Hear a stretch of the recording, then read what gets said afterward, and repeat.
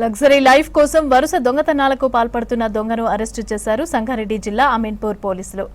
నాగర్ కర్నూలు జిల్లాకి చెందిన మండ్ల శివ అలియాస్ ఎర్ర శివ జీవనోపాధి కోసం హైదరాబాద్కి వచ్చి తాపి మేస్త్రిగా పనిలో చేరారు.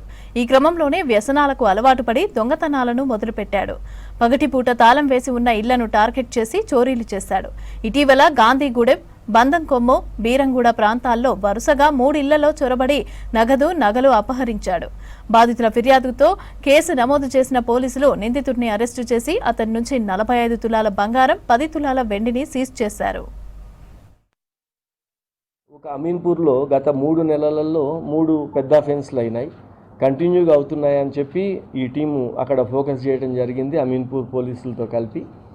దీంట్లో ఈరోజు మండ్ల శివ భూపేష్ గుప్తా నగర్లో ఉంటాడు, ఇతను మీర్పేట ఏరియాలో. అతన్ని ఈరోజు అరెస్ట్ చేయడం జరిగింది. ఈ కేసులో 51 తులాల బంగారం పోయింది. దాంట్లో ఇప్పటి వరకు ఒక 45 తులాల బంగారము, 10 తులాల వెండి సీజ్ చేయడం జరిగింది. ఇప్పుడు ఈ మధ్య 1/2 కిలో బంగారం ఇక్కడ ఈ రీసెంట్ 2-3 మంత్స్లో ఇదే ఫస్ట్ టైం రికవరీ ఇది. తర్వాత ఇతను భూపేష్ గుప్తా నగర్లో ఉన్న గతంలో అమీన్పూర్లో ఒక 3-4 ఇయర్స్ ఇక్కడ ఉండటం. అతను ఇక్కడ ఉన్నప్పుడు కూడా మనకు మల్కాజ్గిరి జోన్లో 21 అఫెన్సెస్ ఇంతకు ముందు కూడా ఉన్నాయి. 24 హెచ్బీస్లో హౌస్ బ్రేకింగ్ దాంట్లో ఇతను నేరస్తుడు. ఇప్పుడు ఇతన్ని పీడీ యాక్ట్లో వేయటానికి కావాల్సిన మన అవకాశాలన్నీ కూడా పరిశీలిస్తాం.